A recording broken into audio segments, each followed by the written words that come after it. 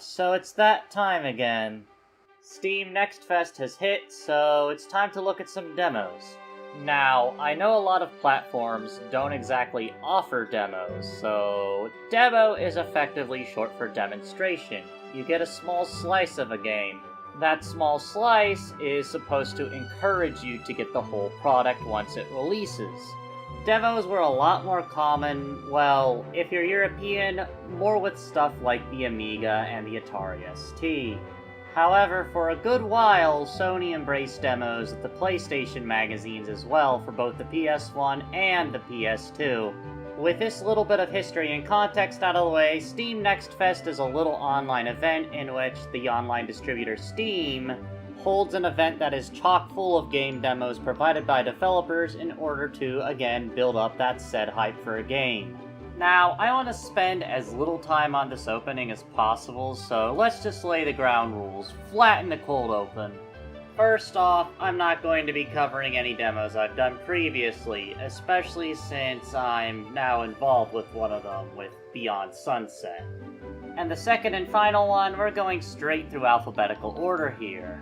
I tried to keep the list varied and unique while trying to go for things that, I actually like, while also trying to avoid going for stuff that would be oversaturated in other people's videos. With that out of the way, our first demo is... So let's start with Angerfoot. Angerfoot is exactly the type of game you would expect from the developers of...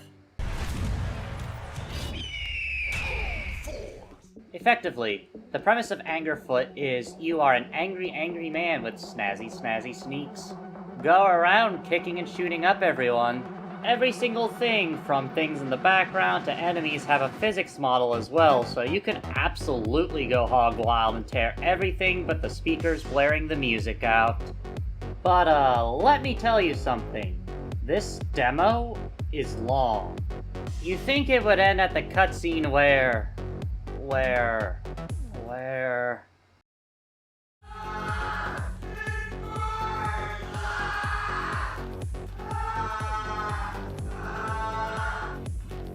But after that, no, the game actually just keeps going. It cuts straight into another stage. In fact, it even keeps going into a sewer level. Holy hell. While not the longest demo I played for this, it's certainly surprisingly full of content. But to keep things brief and move on to the next game, allow me to end with the little enemies dancing at the player's demise. This is where apocalyptic vibes would be. Let me just find some sad-sounding violin music, and... I'll still provide as much footage as possible, but you'll see what happens to it. But I'll keep it brief as a result. Apocalyptic Vibes is a pretty decently enjoyable Slav jank boomer shooter in GZ Doom. The demo's pretty enjoyable, even if it's not very clear where to go sometimes. In addition, the AI seems to be just a little bit too cruel for its own good. And while it is thematically appropriate, you do become ammo-starved pretty fast. The upside is, if you look about, you'll find some, but the downside is there's still not enough even with that. Regardless, I think the footage is either about to glitch out, or it already has, so let's move on to the next game. The next one's another short one, as the demo cuts you off the moment you die, so I wasn't able to get a lot of time to experience it. Cult of the Lamb is actually pretty fun, and from what I've played at the least, I'm glad it's not letting me down. The game bounces back and forth between a room-to-room dungeon crawler and a civilization-raising game, and from what I've played, it's pretty good. Like, it's minimalistic in a lot of aspects, but sometimes less is more. But as much as I wanted to go even further into this one, I can't because I am not sitting through the entire cutscene again, and it punts you out once you die. Now the next game, I can talk a lot about. Cultic is an FPS game being released by 3D Realms that's, well, If you've ever played Blood, imagine Blood, but instead of the I live again. as well as this other sample of Stephen White just playing an absolutely unrepentant, resurrected psychopath. I love the smell of napalm. Instead of that, Cultic plays all of its horror tropes straight. More properly than most horror games, I might add. Cultic both looks good and feels good, and I could just leave it at that, but I want to go into it a little bit more. Let's get the silly stuff out of the way first. The most efficient way to move in this is to slide, so it looks a little bit like... But, like, the gunplay is really good, and there's secrets, so you can just get this juicy grenade launcher. And the sheer damage you do by getting this right before a bunch of tightly clustered together enemies is just kind of really satisfying. And of course, my weapon of choice in any FPS game, the shotgun here is great.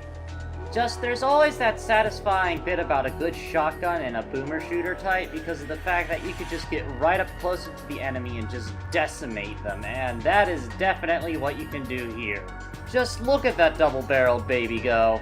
But yeah, no, Cultic's great, and I hope the rest of the game is as good as this.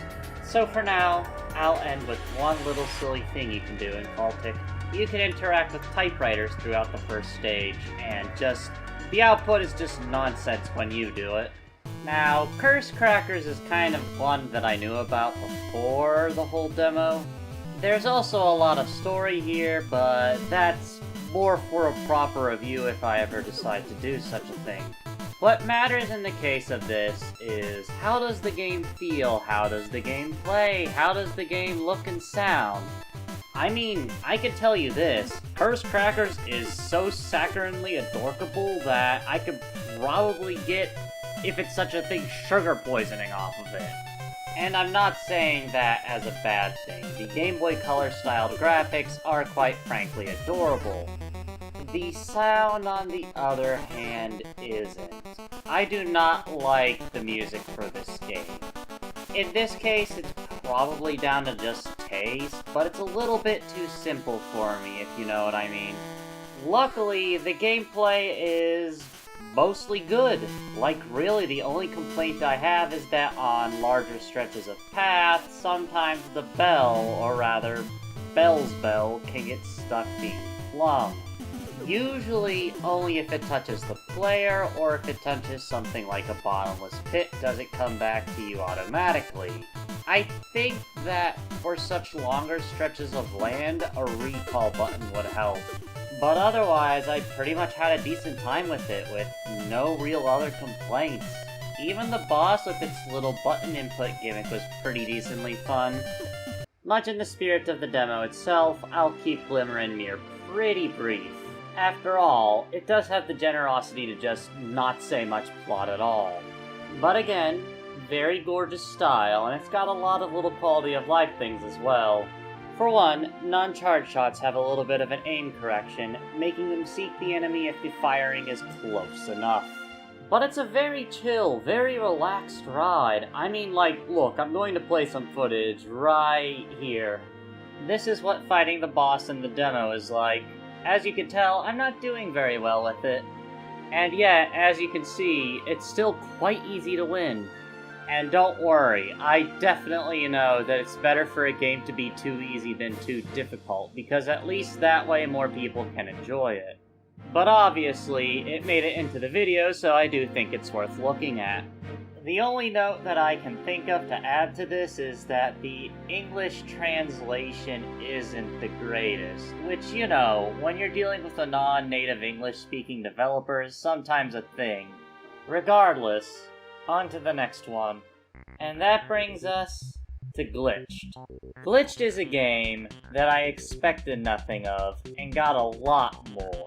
In fact, it is very difficult for me to talk about Glitched because of the fact that, well, I have over 3 hours of footage, and that's not even with completing the demo. Like, I genuinely couldn't. There's just that much there.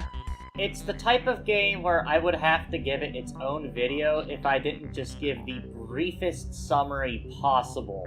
So with that, Glitched is essentially one of those quirky types of RPGs that rips away the quirky very fast. You play as a benevolent figure now guiding an NPC after your hero got stolen from an RPG you were supposed to play.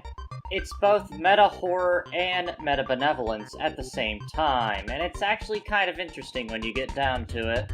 The battle system requiring that you plot out your moves pretty carefully, as well as the fact that all of the elements are based upon personality traits, is kind of the most I can go into with this. Even if at the time of recording I couldn't finish the demo, I still had a lot of fun with this, and I'm definitely looking forward to this one. Alright, so the next game on this list is Nine Souls, a game that I admittedly went into solely based off of its presentation. It is also quite graphic, so I'm going to be skipping a lot of what plot scenes there are. The game itself, though, is a Metroidvania that seems to take notes from Dark Souls. And it's more that I hate referring to it in such a manner, because it's kind of cliche, but there is a specific rhythm to this that puts me in mind of such a thing. The parry, attack, and then use a heavy attack, or in this case, the exploding talisman. Also, the game is just outright hard. It took me a while to learn its rhythm as a result. But once I did, I had a pretty gorgeous adventure until, well, beating the boss in the demo was over. But the plot, while I'm not focusing on it as much for this, is very, very my cup of strange. In fact, I'm looking to see where the whole thing goes once it releases and I can pick it up. Which brings us to our next one. Celico. Sulaco? I don't know which one is the right way to pronounce it. Well, I mean, I'm just gonna call it Celico, and if you have a problem with that, you can kindly... With that bit of ridiculousness out of the way, this is the Fear-like. For those that don't know, Fear or First Encounter Assault Recon, yes, I had to look that up, is an FPS game that focused on its very believable arenas as well as alright AI that was kind of gussied up by the sheer amount of varied voice lines they had. All of that combined made for a pretty fun game that holds up even today, and yes, it all goes downhill after the first game. But Celico's here to attempt to be a spiritual successor. Of course, given the fact that this game actually focuses on its AI, I kind of suck at this one, I'll be honest. How much? Well, let's get a montage going.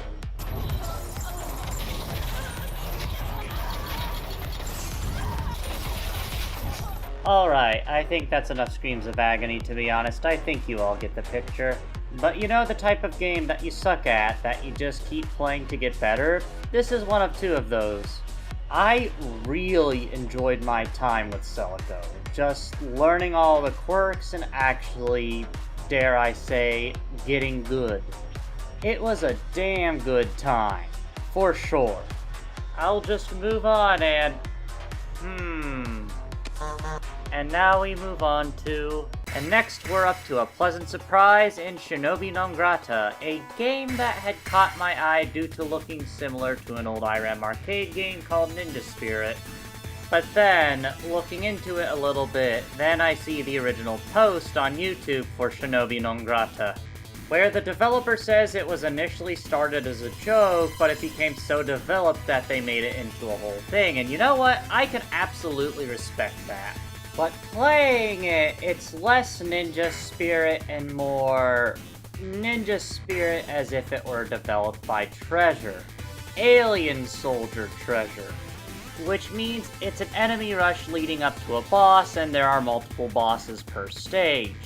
And of course, the game will absolutely punish you for not knowing how it works. Also like a Treasure game, it absolutely feels satisfying once you finally get into its rhythm and can use the most powerful yet cumbersome weapon to blast things away. That cannon right there has a delay to its firing, but it absolutely decimates anything it's used against. But much like Celico and a couple of other games that are further down, yeah, I played this one multiple times just to get better at it and really understand its mechanics. I had that much fun, and thus I am that much excited for whenever this game fully releases. Now let's go on to Slayers X. Slayers X Terminal Aftermath Revenge of the Slayer, that is a long title, is quite a special one. So Slayers X plays and feels like, well, people call it the holy build trinity of Duke Nukem 3D, Blood, and Shadow Warrior. Imagine if they had a scarily competent cousin that somehow just belted out an absolute banger in a notebook in like 15 minutes while they were 14 while snorting Adderall. Warning, the professor in any way, shape, or form does not endorse snorting Adderall at all. It is quite dangerous and no one should ever do it ever. And it's really good. No, like, it's really, really good. This is a game so confident that it makes its demo stage / its first stage a sewer level. And it's not terrible. I would like you to please hold your gasps of shock and awe. But you get secrets everywhere, giving you weapons that aren't in any other spot within the demo, as well as stuff like breaking windows, counting as giving you ammo for the Glass Blaster, the equivalent of the shotgun in this case. In addition, all the weapons in the demo also just feel really satisfying to use as a whole, so it's all around a good package. Plus, with the other reason for my comparison to the build trinity, that would come down to the humor. A lot of it is cheeky, crude, over the top, exactly what you would expect from one of those 90 build FPS games. The other part of the humor comes with the, well... This part of the video is not for Zane Lofton. If you are Zane Lofton, please go to the timestamp on the screen immediately. The Psychos have injected an anti-hack blood sequence into this part of the video, and I cannot undo it. Watching this part of the video would be detrimental to your fighting them. Okay, so the marketing for this thing borders on both absolutely brilliant and absolutely batshit. You see, Slayers X is kind of a side-pull spin-off type game of Hypnospace Outlaw. That itself is a game that reveled in its bizarre, alternate 90s internet aesthetics. But the gimmick to this side game's media shtick is that, well, all of the social media is just LARPing as Zane Lofton. And the interactions between other indie devs and the main dev is just the most amazing thing. And I've switched to Gloomwood for good reason here, and not only because I am way too terrible at the game to even give it a fair shake and coverage, but just bear with me. So the Gloomwood devs wound up in true New Blood fashion making a poop texture, I would assume because of the fact that Gloomwood has a sewer section. And what does our plucky old Zane Lofton do? Well, he steals it. And the resulting reaction is just something magical. Zane's literally stealing our shit now! Awesome! Hope you're ready, you mother-flippin' turd pile. Because I am the shit stealer. It's this weird anomaly of a game that is absolutely as fun leading up to, well, anything involving the game itself. But between what I've played so far, and between Zane's ingenious marketing, I'm truly hoping that Slayers X lives up to what I've been seeing so far when the full release comes out. And that brings us to our last game, and this is going to be a long one. The last game we're talking about is Depersonalization. A game that is presently rough around the edges, but right now, I think it can be made into something absolutely wonderful. Like, let's get the bad parts out of the way right now. Some of the animations are rough around the edges. The AI voice acting they have right now is very not good, and the English translation becomes extremely rough at times. These are probably the three areas that the developers need to work on the most. But in a lot of other areas, especially considering the fact that this appears to be the developer's first game on Steam, yeah, this is a really strong start. We do, however, need to get into the premise and the execution in order to, well, fully talk about it. So Depersonalization has you essentially as Yog-Sothoth's errand boy.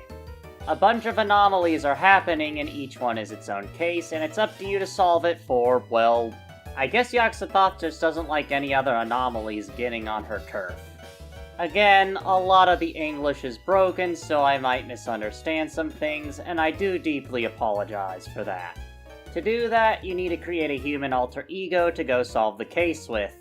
And of course, I'm letting the pretty adept character customization play out, like, less in appearance, more in skill set.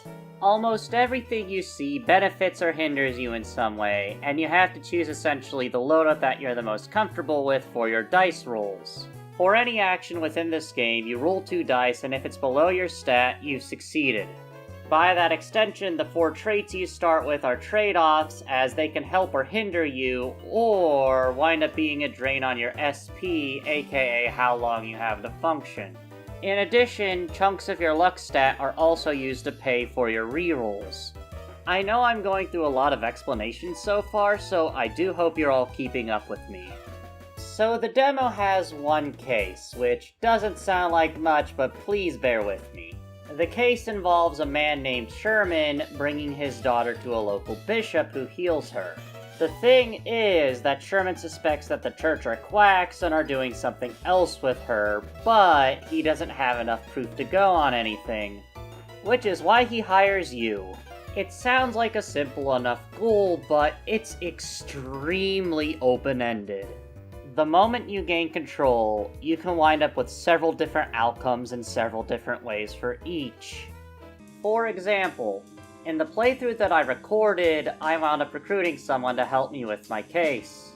I wound up using the crowbar he gave me to break into the bishop's office, and wound up fighting the bishop transformed into a monster. Of course, when I as the player try to inform the client about all this, the pod people are just, no, stay. But then select the choice to serve as a distraction so that the client and his daughter can escape.